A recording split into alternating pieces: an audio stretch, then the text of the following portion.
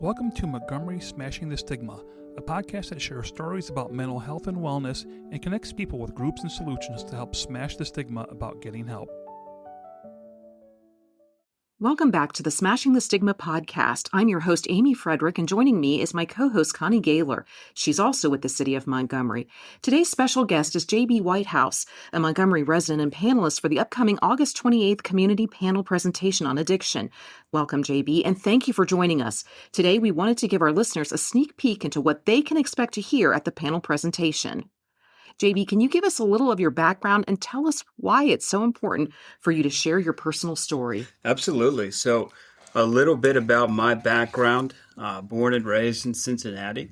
So I was adopted at birth. And so I actually grew up in Montgomery and Tanager Woods. And majority of my life, I lived there from, when I was an infant up until I was in my early teens. And from there, we moved over to Remington Road. But what's important in relation to my story and my struggles specifically, I think, is kind of destigmatizing the fact that this is an issue surrounding addiction that only affects, certain demographics or certain people, when in reality it affects every single person in every single facet of life, right? So there is no discrimination that is made on the basis of addiction. It doesn't care where you come from, how you were raised, what kind of background that you have, political affiliations, finances. All of that means absolutely nothing. And until you have the ability to actually get the help that you need to cement a foundation of recovery, your life is going to be like mine for a long time, where you're just lost in this dark existence because you can't call it living.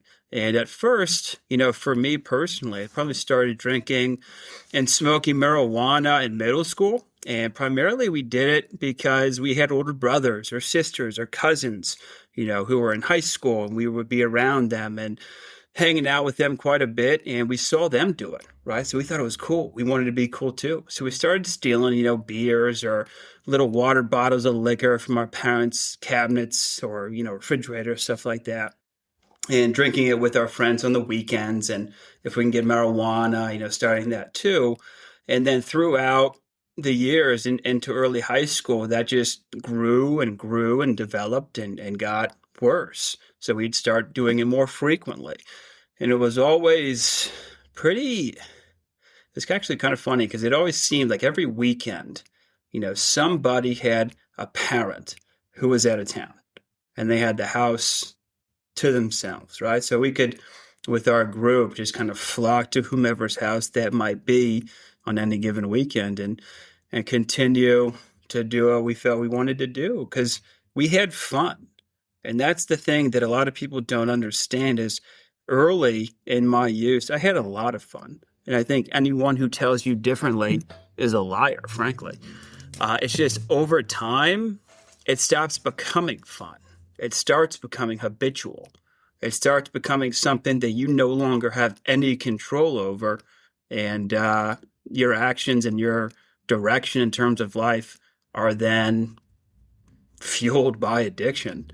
And it's beyond, your capability of controlling anymore. So that's when it gets. How many years would you say you were in addiction? 11 or 12 till I was 23. So the first time that I had any legal consequences with my addiction, I was 16. I think I had my license for maybe a month or two. And I had been transporting, people to all sorts of parties. And I think it was like a Friday night, and we went to party after party. And I had a Tahoe that had been given to me by one of my cousins, kind of like a hand-me-down car, and I was so stoked to have it.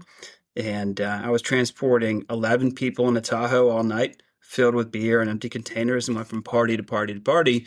And at the end of the night, we went back to my buddy's house, and everybody was just kind of hunkering down there and continuing to party, continuing to have fun. His parents weren't home, so we had, nothing to worry about on that end. But I got a call, from someone saying, hey, when you want to come over here and hang out for a bit? So I said, absolutely. And I ended up heading that way and went from the far side of Indian Hill up here to actually near Hopewell and Carriage Trail is where this person lived. And I was about to pull into their driveway and I got pulled over. and that was the first time I got arrested. So I had 52 open containers in the car and a host of other, alcohol that I was not old enough to possess, and got arrested and was pretty belligerent. Was very scared, but that kind of channeled its way to aggressive, belligerent behavior. And when my parents went to the police station to pick me up, the chief was like, "Is this how he normally acts? Like, is this normal for you?" And they're like, "No, absolutely not. This is way out of character." And ended up driving home with my dad. And as we were pulling into their house in their driveway, he was talking about my new Tahoe, or the Tahoe that I got given to me. And he was like, "You might as well kiss this thing goodbye, because tomorrow we're selling it." And I said, "No, you're not." And some expletives were entered into that statement. And my dad was a college football player, so a pretty big guy. And we ended up getting out of the car and come to blows, right there in the driveway. And my mother freaked out and called the police again. So first time I was arrested, I was actually arrested twice in one night by the same police officers. And instead of taking me back to the station that time, they took me to juvenile detention, kind of near downtown. And I stayed 4 nights there. And that was my first kind of run-in with the law, but first of many. What did your parents, after you were arrested twice, which I still can't, it's hard to wrap your mind around that when you think about your own self. But I mean, when you were 16, what did your parents do? What was the next thing that they did? When I got out of juvenile detention, I was grounded for what was told to me to be forever. And that ended up being legitimately like 6 or 7 months, where I would go to school. I played sports, so athletics is a big part of my story. But I would go to school, I'd go to practice, I'd come home, and that's it. Did that kind of discipline work for you? No, it actually drove me deeper into my addiction. So my parents had, as a lot of people that I grew up with do, had like a basement where they had a television kind of setup area and like a bar for entertaining if they had friends or family over. And I would just retreat down to the basement, even on the weekdays, during that time. And just as I look back in hindsight, I was numbing away the things that I was feeling. I was always worried about, obviously, when you're in high school, you're 16 years old, being cool, being popular is a big deal, right? You have a fear of missing out. You have a fear of, being able to hang out with your friends and not being a part of, right? So to kind of numb that away, and the rationalization that I would tell myself is, all I'm doing, just making sure my tolerance in terms of alcohol was where it needed to be. So when I got back out and I could go party again with my friends, I wasn't losing a step on them. And that's how I rationalized it. But in reality, it was just masking anxiety, depression, and fear of missing out with alcohol. So I would go down there on the weekends, weekdays, and I would drink by myself, and I would watch movies. And that took my alcoholism really to the next stage. And that's where I really kind of started going down, certainly the wrong path with alcohol, but it just evolved more. Just tell me, I've always heard people say that there was always a rock bottom. What would you say yours was?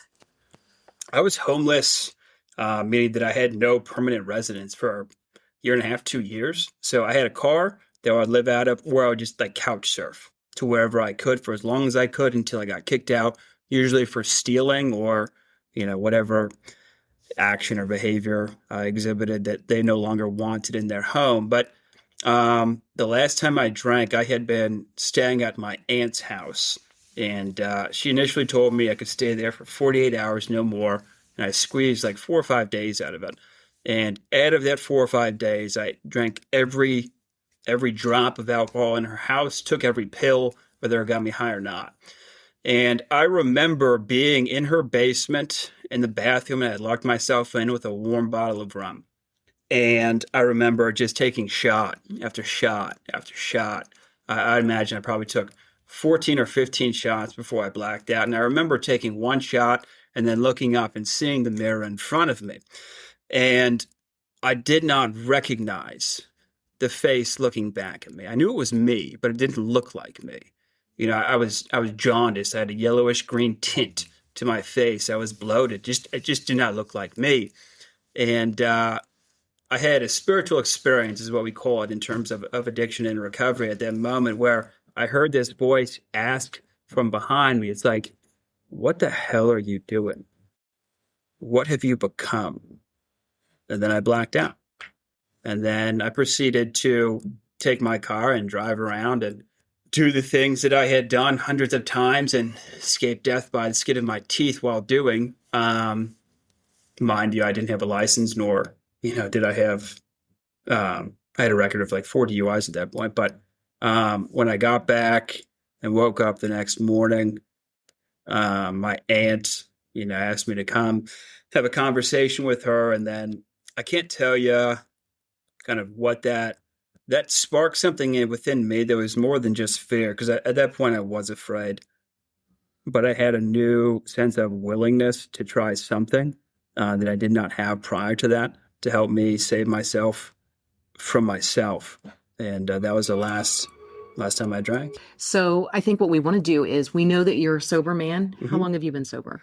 13 years. For 13 years, you're a family man. You have a wife. You have children now, a career. I think we want to save for our panel discussion evening on the 28th how you turn things around and give hope to other people, what worked for you, what could work for them. I think we'll save that for the 28th.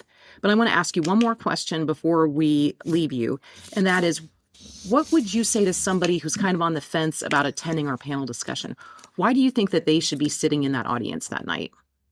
If they're on the fence about attending the panel, that means that they have someone in their lives that they love, either themselves or someone who is in their family or a close friend who might be kind of going through the things that are going to be the topic of discussion. So in that, I would advise you to come, because all it's going to do is give you an education on not only maybe what you're going through right this moment, but also provide solution, right? So what you can hope to kind of the resources that you can utilize to make sure that you have the ability to address the situations that you're currently facing or that a loved one is facing, and do so in a way that they're going to respond to. It's never going to hurt to be able to get more educated on something that affects nearly every single person in this country in some way or another. I think that's an excellent point. Thank you for your honesty and willingness to collaborate with the city on this very important discussion. Connie, would you like to share more about our other panelists? We have 4 others. So the 4 others are 3 individuals whose lives have been really deeply affected by addiction, a parent, and then also 2 that suffered with addiction on their own, as well as other co-occurring, conditions as well. And then we do have a final panelist who is a clinician from Brightview Health that'll be there to help us to understand the medical side, the treatment side with counseling, and to have some science to back up a lot of the things that we'll be learning about from JB and the other panelists as well. So it's going to be a great night with some really great conversation. I believe that it's going to be very emotional. It's going to be raw, but those are the kind of things that really help us to resonate. I do want to share just some final details. So again, it's Thursday, August the 28th. It's at the Church of the Savior, located at 8005 Pfeiffer Road here in Montgomery. Doors open at 6:30 and the presentation begins at 7. Can go to montgomeryohio.gov to register. We just invite everybody to come to, just to hear not only JB's story, but the other people as well. Yeah, I'm really looking forward to hearing the rest of your story, because that's a lot to turn around. And I think it's wonderful that you've managed to turn that around and give hope for others. Absolutely. That's what we want to bring to this evening. We want to educate others about addiction, and we want to bring hope to the future. Thank you for listening. If you or a loved one are in a crisis and need immediate help, call or text the Suicide and Crisis Lifeline at 988.